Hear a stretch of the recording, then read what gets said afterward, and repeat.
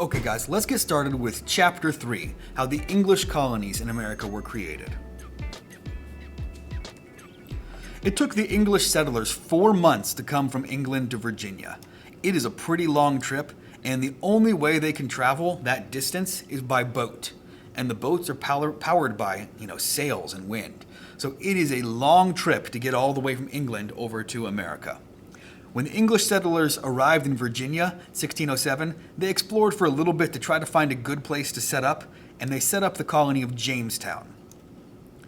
At first, most of the men coming to America were looking for gold and for silver. So why would they look for gold and silver? The answer is simple, it's to get rich. Now, if you find gold and silver, that's great. But when they came over here, they were neglecting to prepare and get the things they needed to survive because they were so worried about getting rich. So since they were looking for gold and silver, they weren't spending any time growing crops. And there's no Walmart, there's no Giant Eagle. If you don't plant food, you're not going to have anything to eat.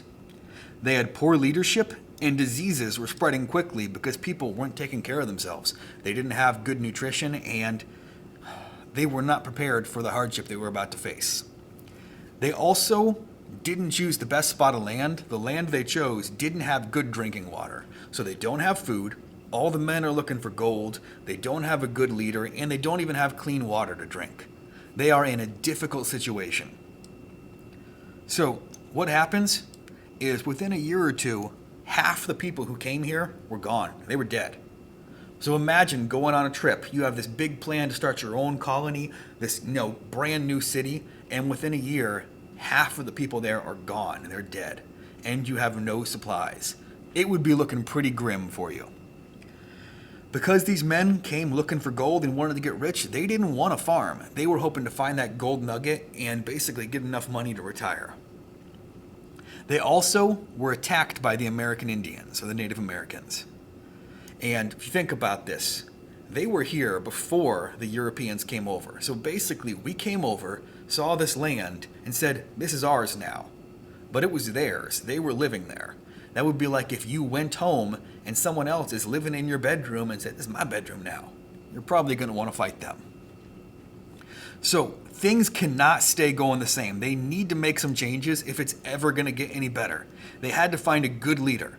So there was a military guy named John Smith. They chose him to be the leader. John Smith made a rule that every single person had to work. If you didn't work, you didn't get any food. So he's basically saying there's no freeloaders here. If you want to live with us in our colony, you have to be willing to work. He also said instead of fighting with the Native Americans, we need to get along with them. And he tried to form an alliance with the Powhatan tribe. He ordered a blockhouse to be built for protection. And since he made an alliance with the Native Americans, they knew how to live here. They've been living here for a long time. And they gave us supplies, gave us, some corn and enough food to get us through the winter, and gave us some advice on how to survive. So all these things are making things a little bit better, but we are still in a bad situation. And then John Smith gets hurt in a gunpowder explosion. Now, there's no hospitals. So what they have to do, put him on a boat and ship him back to England. So imagine, no ambulance ride. He's on a boat for months going back to the closest hospital. So their leader's gone. A new ship arrives in 1610, and it had gotten so bad that all the settlers were ready to quit. They said, we're ready to go back to England and call this quits. We're done. So they wanted to go back home. They got on the boat. They were getting ready to leave. And just as they were getting ready to leave, they see another ship, actually 3 more ships, show up with more supplies. They were coming to Jamestown, and they had supplies and about 150 new, healthy men who were ready to work. So this gave them some hope. They turned back around, and they said, we'll give it one more try. So this time, they're not going to do things exactly the same. They're going to make a couple of changes. They choose a guy named Lord Delaware. Actually, they don't choose him. The king chooses him. He's the governor of the colony, and he was a pretty strong and fair leader. The next thing is more important. A guy named John Rolfe plants tobacco seeds. Now, at this time, Spain was the only country that was growing tobacco. They had all of the tobacco, and since they controlled all of the tobacco supply, they can make the price as high as they want. It was actually illegal for anyone else to plant tobacco. No one is 100% sure how John Rolfe did it, but he was able to steal some tobacco seeds from them and start growing tobacco of our own.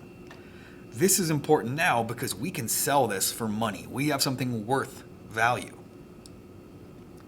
Then he marries a young Native American woman named Pocahontas. This is a strategic move because now he's married to one of the chief's daughters. So he's got an alliance with this Native American tribe, the Powhatan, and they're going to be friendly with him. She was, I believe, only 15 or 16 years old, and I think John Rolfe was close to 40.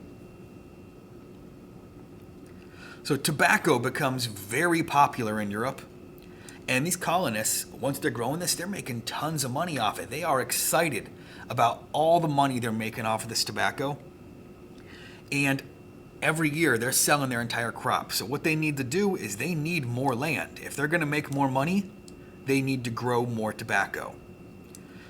They started building these giant plantations. And a plantation is the word for just a big, giant farm. Once they'd used up all the land they could, then they started stealing land from the Native Americans.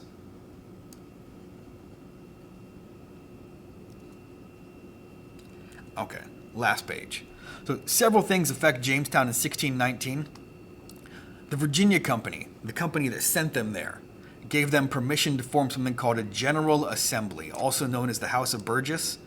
And basically what this did is it allowed them to make their own rules and laws. So these people from England came to America and they said, you know what? You guys can make your own rules as long as you're following the guidelines we give you. And this was important because it let them be a little bit more independent. So imagine if I was teaching my class and my boss every single day told me exactly how I have to teach every single lesson, what worksheets I have to do, what I have to do for every minute of the day. I'm not going to want to do that job. I have no freedom. And they realized these colonists aren't going to want to follow the most strict rules. So they said, you guys can make some of your own rules and elect your own people to help run the government.